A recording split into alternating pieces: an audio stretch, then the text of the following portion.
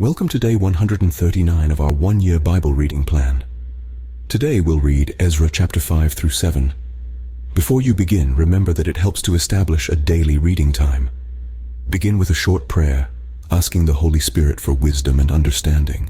Always read for understanding and to hear from God, not just to finish today's reading. Please like, subscribe, and share this video to bless someone else. Now let's begin. Ezra chapter 5, verse 1. Now Haggai the prophet and Zechariah the prophet, a descendant of Iddo, prophesied to the Jews in Judah and Jerusalem in the name of the God of Israel, who was over them. Then Zerubbabel, son of Shealtiel, and Joshua son of Jozadak set to work to rebuild the house of God in Jerusalem. And the prophets of God were with them, supporting them. At that time Tattenai, governor of Trans-Euphrates, and Shethar-Bozenai and their associates went to them and asked, "Who authorized you to rebuild this temple and to finish it?" They also asked, "What are the names of those who are constructing this building?" But the eye of their God was watching over the elders of the Jews, and they were not stopped until a report could go to Darius and his written reply be received. This is a copy of the letter that Tattenai, governor of Trans-Euphrates, and Shethar-Bozenai and their associates, the officials of Trans-Euphrates, sent to King Darius. The report they sent him read as follows: To King Darius, cordial greetings. The king should know that we went to the district of Judah, to the temple of the great God. The people are building it with large stones and placing the timbers in the walls. The work is being carried on with diligence and is making rapid progress under their direction. We questioned the elders and asked them, "Who authorized you to rebuild this temple and to finish it?" Verse 10. We also asked them their names so that we could write down the names of their leaders for your information. This is the answer they gave us. We are the servants of the God of heaven and earth, and we are rebuilding the temple that was built many years ago, one that a great king of Israel built and finished. But because our ancestors angered the God of heaven, he gave them into the hands of Nebuchadnezzar the Chaldean, king of Babylon, who destroyed this temple and deported the people to Babylon. However, in the first year of Cyrus king of Babylon, King Cyrus issued a decree to rebuild this house of God. He even removed from the temple of Babylon the gold and silver articles of the house of God, which Nebuchadnezzar had taken from the temple in Jerusalem and brought to the temple in Babylon. Then King Cyrus gave them to a man named Sheshbazzar, whom he had appointed governor, and he told him, "Take these articles and go and deposit them in the temple in Jerusalem, and rebuild the house of God on its site." So this Sheshbazzar came and laid the foundations of the house of God in Jerusalem. From that day to the present it has been under construction, but is not yet finished. Now if it pleases the king, let a search be made in the royal archives of Babylon to see if King Cyrus did in fact issue a decree to rebuild this house of God in Jerusalem. Then let the king send us his decision in this matter. Ezra chapter 6, verse 1. King Darius then issued an order, and they searched in the archives stored in the treasury at Babylon. A scroll was found in the citadel of Ecbatana in the province of Media, and this was written on it: Memorandum. In the first year of King Cyrus, the king issued a decree concerning the temple of God in Jerusalem. Let the temple be rebuilt as a place to present sacrifices, and let its foundations be laid. It is to be 60 cubits high and 60 cubits wide, with 3 courses of large stones and 1 of timbers. The costs are to be paid by the royal treasury. Also, the gold and silver articles of the house of God, which Nebuchadnezzar took from the temple in Jerusalem and brought to Babylon, are to be returned to their places in the temple in Jerusalem. They are to be deposited in the house of God. Now then, Tattenai, governor of Trans-Euphrates, and Shethar-Bozenai, and you other officials of that province, stay away from there. Do not interfere with the work on this temple of God. Let the governor of the Jews and the Jewish elders rebuild this house of God on its site. Moreover, I hereby decree what you are to do for these elders of the Jews in the construction of this house of God. Their expenses are to be fully paid out of the royal treasury from the revenues of Trans-Euphrates, so that the work will not stop. Whatever is needed, young bulls, rams, male lambs for burnt offerings to the God of heaven, and wheat, salt, wine, and olive oil, as requested by the priests in Jerusalem, must be given them daily without fail. Verse 10. so that they may offer sacrifices pleasing to the God of heaven, and pray for the well-being of the king and his sons. Furthermore, I decree that if anyone defies this edict, a beam is to be pulled from their house, and they are to be impaled on it. And for this crime, their house is to be made a pile of rubble. May God, who has caused his name to dwell there, overthrow any king or people who lifts a hand to change this decree or to destroy this temple in Jerusalem. I, Darius, have decreed it. Let it be carried out with diligence. Then, because of the decree King Darius had sent, Tattenai, governor of Trans-Euphrates, and Shethar-Bozenai and their associates carried it out with diligence. So the elders of the Jews continued to build and prosper under the preaching of Haggai the prophet and Zechariah, a descendant of Iddo.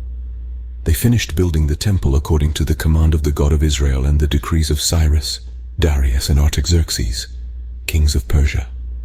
The temple was completed on the 3rd day of the month Adar, in the 6th year of the reign of King Darius. Then the people of Israel, the priests, the Levites, and the rest of the exiles, celebrated the dedication of the house of God with joy. For the dedication of this house of God, they offered 100 bulls, 200 rams, 400 male lambs, and, as a sin offering for all Israel, 12 male goats, one for each of the tribes of Israel. And they installed the priests in their divisions and the Levites in their groups for the service of God at Jerusalem, according to what is written in the book of Moses. On the 14th day of the 1st month, the exiles celebrated the Passover. Verse 20. The priests and Levites had purified themselves and were all ceremonially clean. The Levites slaughtered the Passover lamb for all the exiles, for their relatives, the priests, and for themselves. So the Israelites who had returned from the exile ate it, together with all who had separated themselves from the unclean practices of their Gentile neighbors, in order to seek the Lord, the God of Israel. For 7 days they celebrated with joy the festival of unleavened bread, because the Lord had filled them with joy by changing the attitude of the king of Assyria, so that he assisted them in the work on the house of God, the God of Israel. Ezra chapter 7, verse 1.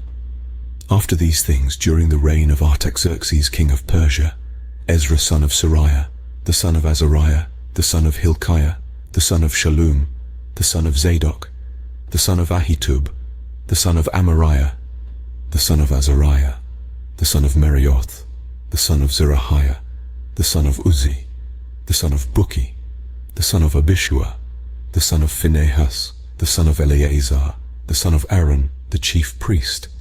This Ezra came up from Babylon. He was a teacher well versed in the law of Moses, which the Lord, the God of Israel, had given.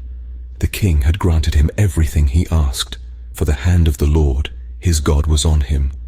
Some of the Israelites, including priests, Levites, musicians, gatekeepers, and temple servants, also came up to Jerusalem in the 7th year of King Artaxerxes. Ezra arrived in Jerusalem in the 5th month of the 7th year of the king. He had begun his journey from Babylon on the 1st day of the 1st month, and he arrived in Jerusalem on the 1st day of the 5th month, for the gracious hand of his God was on him. Verse 10. For Ezra had devoted himself to the study and observance of the law of the Lord, and to teaching its decrees and laws in Israel. This is a copy of the letter King Artaxerxes had given to Ezra the priest, a teacher of the law, a man learned in matters concerning the commands and decrees of the Lord for Israel. Artaxerxes, King of Kings, to Ezra the priest, teacher of the law of the God of heaven. Greetings. Now I decree that any of the Israelites in my kingdom, including priests and Levites, who volunteer to go to Jerusalem with you, may go. You are sent by the king and his 7 advisers to inquire about Judah and Jerusalem with regard to the law of your God, which is in your hand.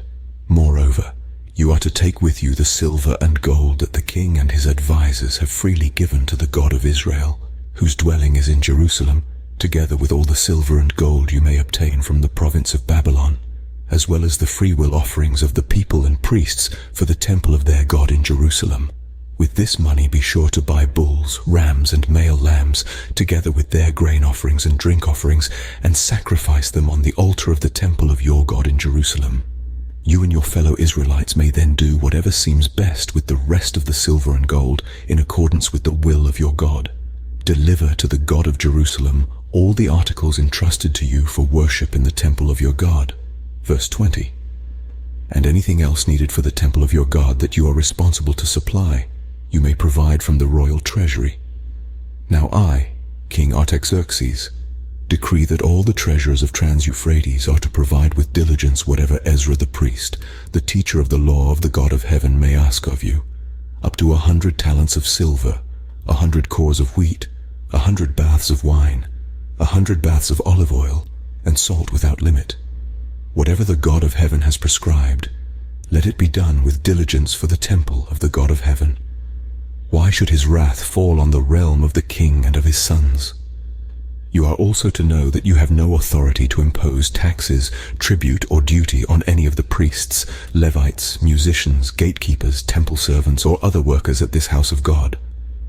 And you, Ezra, in accordance with the wisdom of your God which you possess, appoint magistrates and judges to administer justice to all the people of Trans-Euphrates, all who know the laws of your God. And you are to teach any who do not know them. Whoever does not obey the law of your God and the law of the king must surely be punished by death, banishment, confiscation of property, or imprisonment.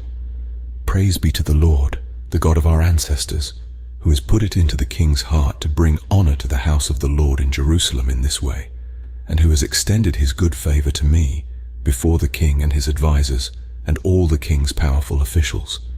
Because the hand of the Lord my God was on me, I took courage and gathered leaders from Israel to go up with me.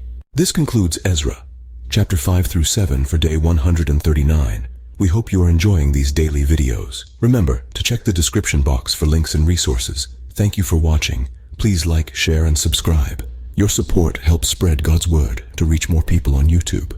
We'll see you in the next video for our day 140 reading.